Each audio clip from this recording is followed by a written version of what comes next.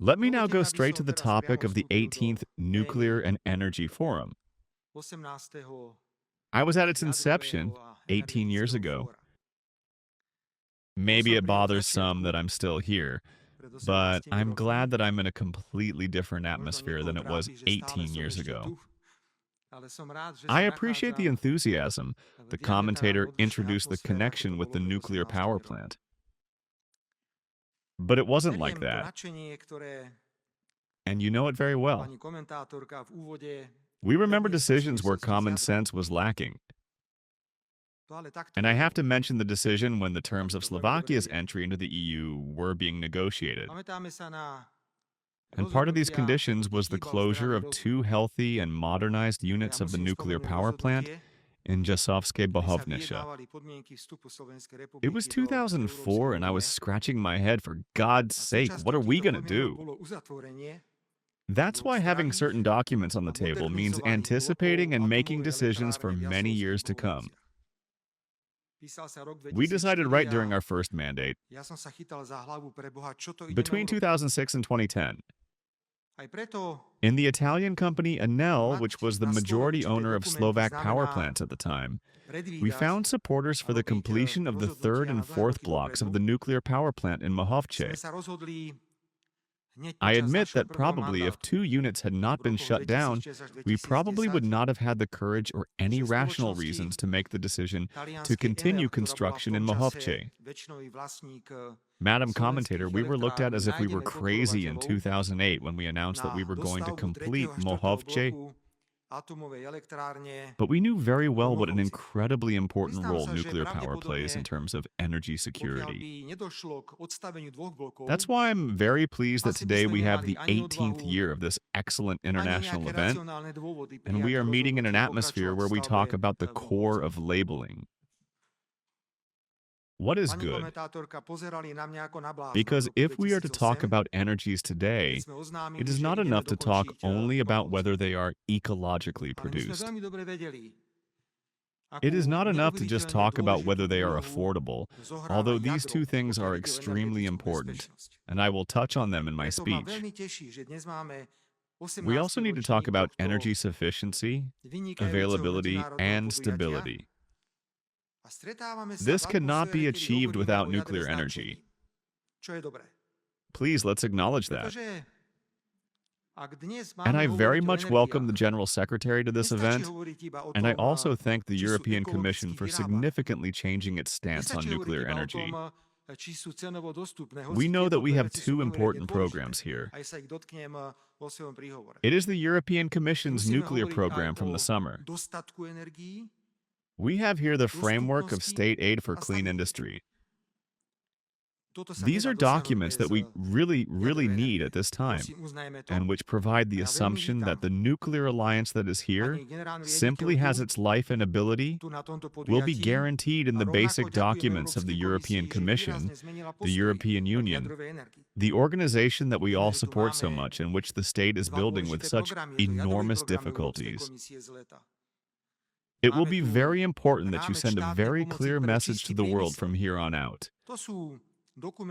It will not work without nuclear. With all the risks that come with it, it simply cannot work without nuclear. Ladies and gentlemen, we recently held a joint meeting of the government with representatives of the automotive industry. There is enormous pressure on electromobility, which will create enormous pressure on other energy sources in Slovakia. If we consider that we already have 5 car manufacturers today, and we already produce 2.1 million cars per year, what is the pressure on electromobility? Then we have an estimate that our consumption may increase by 40 to 60% by 2040. We will need new sources for this. Moreover, Slovakia as a country must apply for data centers. But data centers also require a huge amount of electricity, of course. We will apply for battery storage. Of course, this again requires a huge amount of electricity. For this reason, I very much welcome the fact that the third unit is up and running. The fourth unit, I assume, could also be put into operation early next year. Thank you all. It's not an easy thing. General, do you know how happy I am when steam pours from all those chimneys and over those Mochovji hills during the summer? That's what it was built for. And we know what it means for the energy security of the Slovak Republic. Let's move on. Ladies and gentlemen, allow me to inform you that on September 10th of this year, the government signed and approved an intergovernmental agreement between the Slovak government and the U.S. government because we want to use the infrastructure of the nuclear power plant in Jasovské Bavnit. And we want to build one more nuclear unit into pure state ownership, the output of which will of course be significantly greater than the 440 units we have. And it will be a unit with an output of more than 1,000 multinational. I believe that this is a step that will be important not only for Slovakia, but for the whole of Europe, above all for Central Europe. And if we all say that we will have a lot of effort and trouble in the post-war arrangement of withdrawal and assistance to Ukraine, this decision will also be extremely important for the future in this region. Someone may ask why we are going the way of diversification and looking for cooperation in other markets. We tried South Korea for certain reasons it ran into problems. The fact is that the most likely scenario is that, based on the agreement that we want to sign with the American government, which has already been agreed on the American side, there will be cooperation with an American supplier. But we would welcome it if the American supplier created a consortium that would see everyone. I understand that France would be happy to get involved. There are also other manufacturers who would see themselves in this huge multi-billion project. Slovakia is a country that not only knows how to build nuclear power plants. Yesterday, the general director saw in Mochovce how units 3 and 4 are being built, or how they are being completed. The third is completed, but I am talking about the fourth unit. And no one can dispute that we have people who know how to build nuclear power plants. But that's a fantastic thing. But that's not all. We are a country that is also interesting because we know how to decommission nuclear power plants. We can even eliminate the consequences of nuclear stories from the 1970s. We don't want to talk about nuclear accidents. Let's call it, as we say, the heart. The heart story, the seed story, we're talking about the nuclear story. I must boast to you, ladies and gentlemen, about the shutdown in Jasovské Bohunice, what we have accomplished there. For example, in the summer, the largest components of the primary cycle were dismantled. It is very important that the contaminated concrete was removed from the pools where the spent fuel was stored. Then there were the boric acid tanks, which were also cleaned. And then we started dismantling these huge devices that were dismantling and cleaning all of it. 4,300 tons of contaminated material were cleaned there, with 98% efficiency. That's a huge success. I think the phase-out program in Jasovské Bohunice is a program for the whole world. And we need to make the most of it. We need to train as many people as possible, because we need to be as successful as possible in this part of the nuclear cycle. So thank you. I also thank the Commission for its cooperation in this challenging project. I call on all stakeholders in Slovakia who are responsible for the decommissioning in Jasovské Bohunice to make the most of this project to improve Slovakia's reputation, but also to show everyone that we are a developed country and that we are even one of the leaders, I might say, the world leaders in atomic energy. Although we are a country with only 5.5 million inhabitants, that is still not all. We are a country that is interested in being innovative. I welcome the agreement that Havas, the nuclear decommissioning company, has signed with Nucleo in Italy. I was present at the signing of the relevant agreements. And it is not just that we are interested in creating and manufacturing these small modular reactors, or that we want to do some innovative actions. For me, the most interesting project of this cooperation is the creation of a center for the processing of spent fuel and its reuse. If we succeed in this, then again, I can say that we will be a leader in innovation, and I look forward to cooperation. Thank you very much for coming up with this idea and for supporting it with your presence. Ladies and gentlemen, I began by speaking about common sense and expressing the hope that ideology will stop influencing decisions that are very important to us. There is an unfortunate document on the table called repowering. I think I don't need to hide, Madam Director General, because you all know my opinion on repowering very well. This is total nonsense. Both when it comes to gas and when it comes to oil, we are shooting ourselves in the foot. I am ready to argue with the European Commission on a 24-hour basis to constructively and positively convince them that this is a senseless ideological step. Please, European Commission, take off those anti-Russian glasses. If you take them off, then we will make decisions more rationally and normally. The biggest danger, Madam Director General, is if the idea of including nuclear fuel in this repowering comes true. While we can talk a lot about this, please talk about what would happen if someone told us one day that we could no longer take nuclear fuel from the Russian Federation.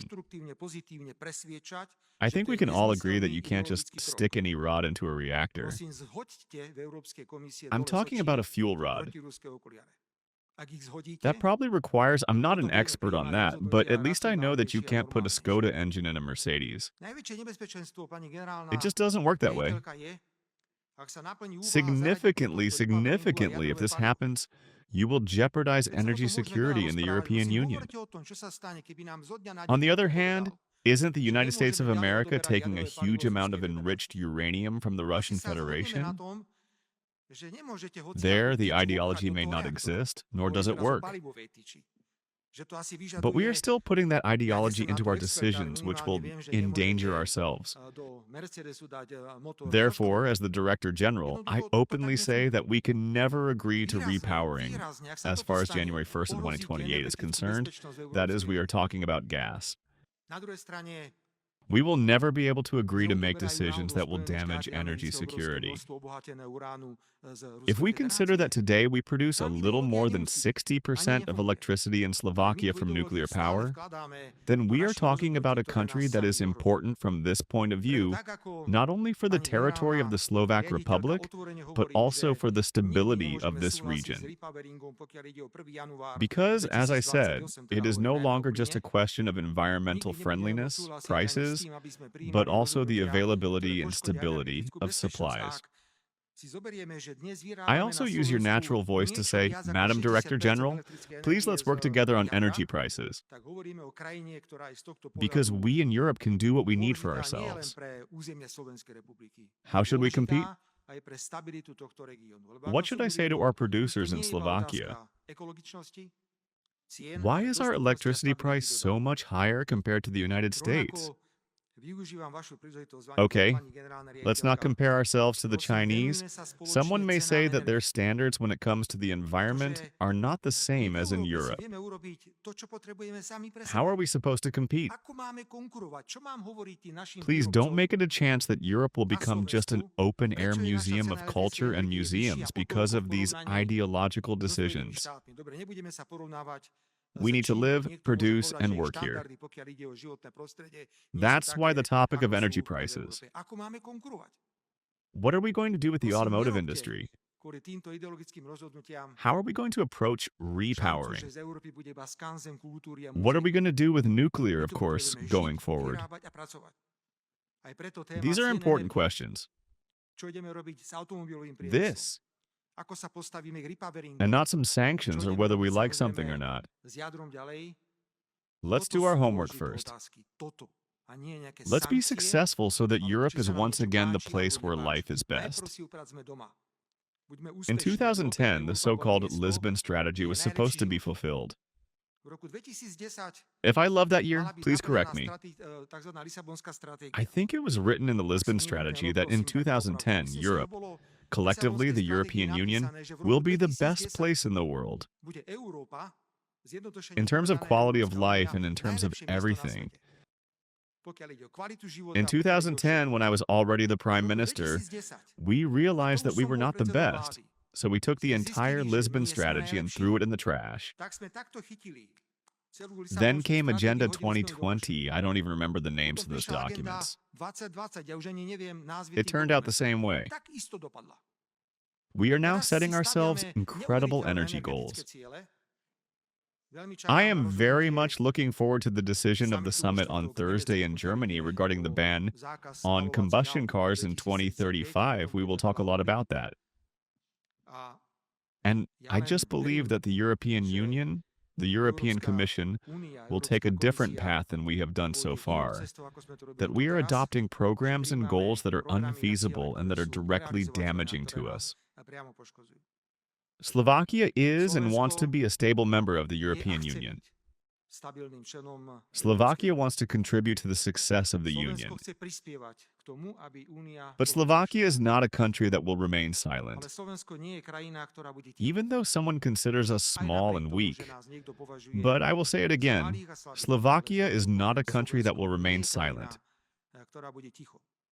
We are bound by the government's concept of a sovereign Slovak foreign policy, and this concept, which we are courageously promoting, is very open and clear to name.